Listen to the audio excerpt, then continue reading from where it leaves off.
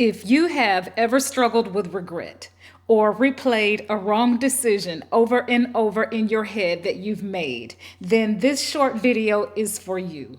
Because most of us don't actually fear making the wrong choice, we fear regretting it later.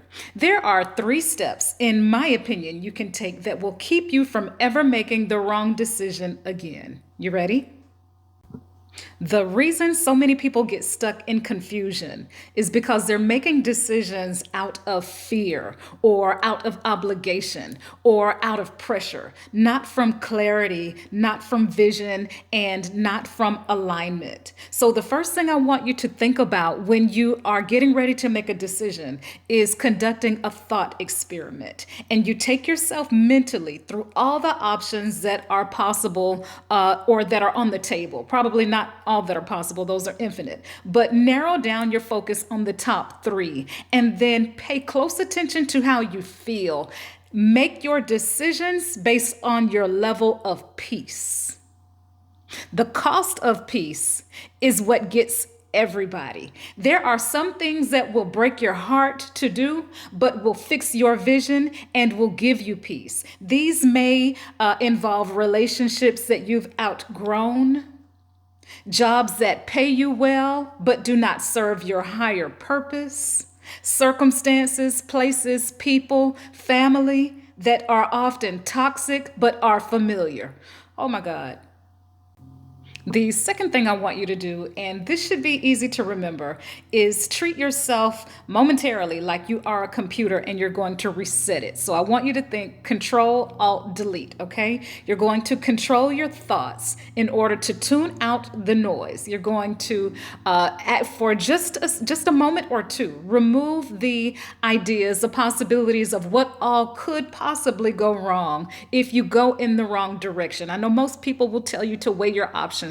Make a list of pros and cons and focus on all these things that are cons and add them up and weigh them up. And I'm not telling you to do math. I'm telling you to lean in to your tuition, which is actually quite the contrary. Control your thoughts to focus on the outcome that you want to see so that your gut and your intuition will lead you in the direction in which you should go. Alter your thinking is what comes next in this sequence. You're going to alter your thinking to envision yourself behaving, moving, and receiving those things that you want to see in your anticipated or best case outcome scenario, all right? And then the final thing you're going to do in this sequence is delete all negativity. You're going to remove yourself from the people that worry you, from the possibilities of what you have to lose necessarily, and you're going to focus in, you're going to lean in on your gut, your instincts, and what will advance your purpose. Because the brain focuses on, oddly enough, things that can go wrong, while it has a tendency to tune out what can go well in life. Most of us spend years, decades of our lives avoiding pain instead of chasing and attracting what feels good and what we are destined to receive.